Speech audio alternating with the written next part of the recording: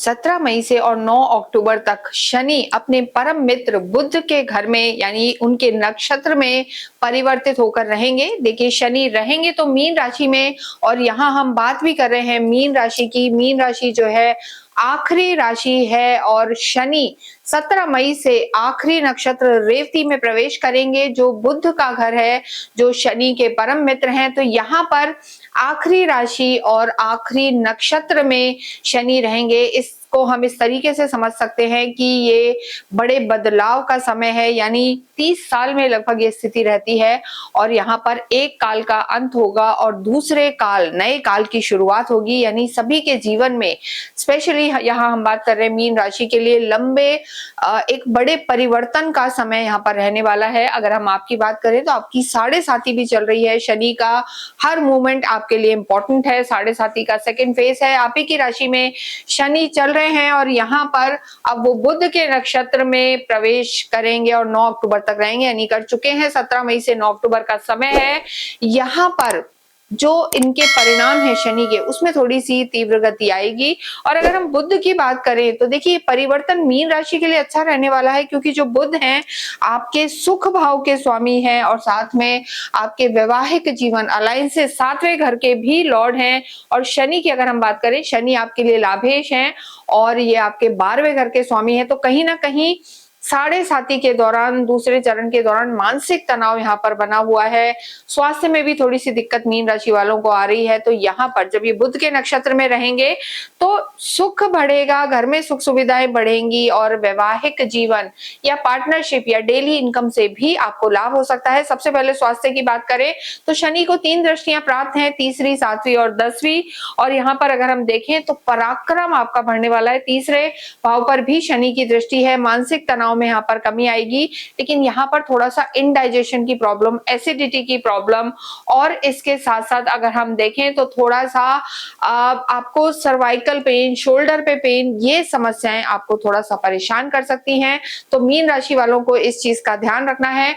और देखिए जब भी हम ढैया या साढ़े साथी जिन राशियों की होती है उनकी बात करते हैं तो हम हमेशा कहते हैं कि शनि आपकी कुंडली में कैसे है। अगर आपकी पर्सनल कुंडली में शनि खराब है, नीच के हैं, शत्रु घर में है, तो थोड़ा सा तनाव आपको इस समय रह सकता है। यहाँ पर शनि और बुध दोनों ही आपकी कुंडली में कैसे हैं आप अवश्य देखें। कहीं अगर थोड़े से वीक स्थिति में है तो थोड़ा सा समय या हम कहेंगे स्वास्थ्य का यहाँ पर ध्यान रखने की जरूरत है। थोड़ा सा चिड़चिड़ापन, मानसिक तनाव आपको यहाँ रह सकता है, लेकिन स्पेशली खाने पीने का ध्यान रखें और सर्वाइकल वगैरह पेन्स में, बॉडी में पेन आपको थोड़े से इस समय रह सकते हैं। लव लाइफ की बात करेंगे तो लव लाइफ के लिए देखिए समय यहाँ पर ठीक ही नजर आ रहा है। कोई बहुत ज्यादा नेगेटिव यहाँ पर समय नहीं है। आपकी वाणी यहाँ पर अट्रैक्टिव होगी और इस समय आपको अपने परिवारजनों का साथ मिलेगा। जल्दबाजी में निर्णय अपनी लव लाइफ को लेकर ना लें, ये हम अवश्य ही मीन राशि वालों को कहेंगे।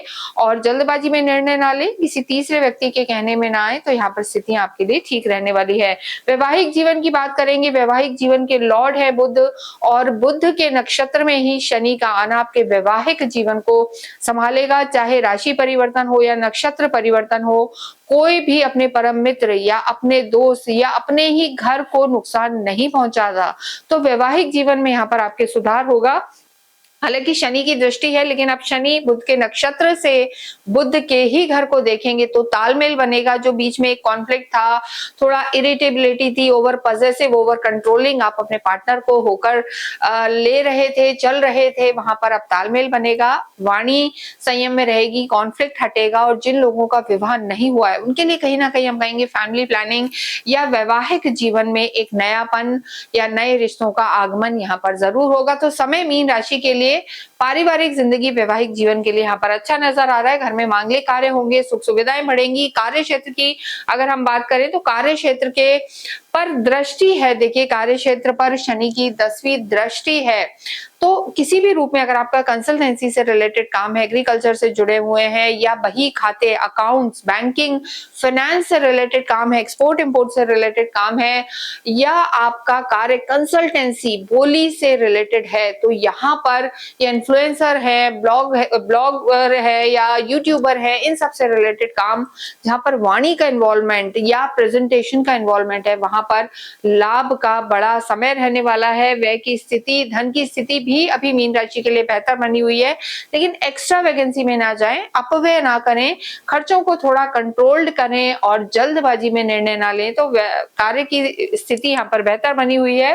विद्यार्थियों के लिए अगर हम बात देखें तो थोड़ा सा भटकाव जरूर यहाँ पर रह सकता है और जल्दबाजी यहाँ पर रह सकती है, तो जल्दी जल्दी चीजों को स्विच करना, ये सब्जेक्ट अच्छा नहीं है, वो नहीं है, वो स्थिति मीन राशि के लिए रह सकती है। तो अपने बड़े बुजुर्गों की, मेंटोर्स की, टीचर्स की राय लें, उसके बाद परिवर्तन करें तो आपके लिए बेहतर होगा। और इसके साथ ही अगर हम अध्यात्म और भाग्य की बात करें तो देखिए शनि का ये नक्षत्र परिवर्तन आपके बुद्धि विवेक को बढ़ाएगा, घर में मांगलिक कार्य होंगे और धार्मिक यात्राएं भी यहाँ होती हुई नजर आ रही हैं। भाग्येश मंगल हैं।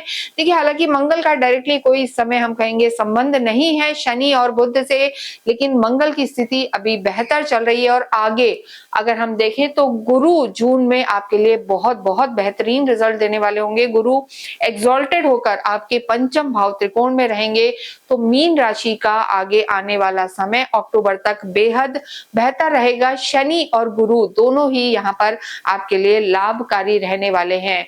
ओम शम शनिश्चराय नमः का जाप करना, ओम बम बुद्धाय नमः का जाप करना और पशु पक्षी की सेवा करना, स्पेशली बुधवार के दिन गाय को कुछ हरा चारा खिलाना या मंदिरों में जाकर पेड़ों का दान करना, पौधे लगाना आपके लिए बेहद लाभकारी रहने वाला है। इसके साथ ही इस वीडियो को हम यहीं समाप्त करते हैं। कमेंट बॉक्स में ओम बम बुद्धाय नमः अवश्य लिखें।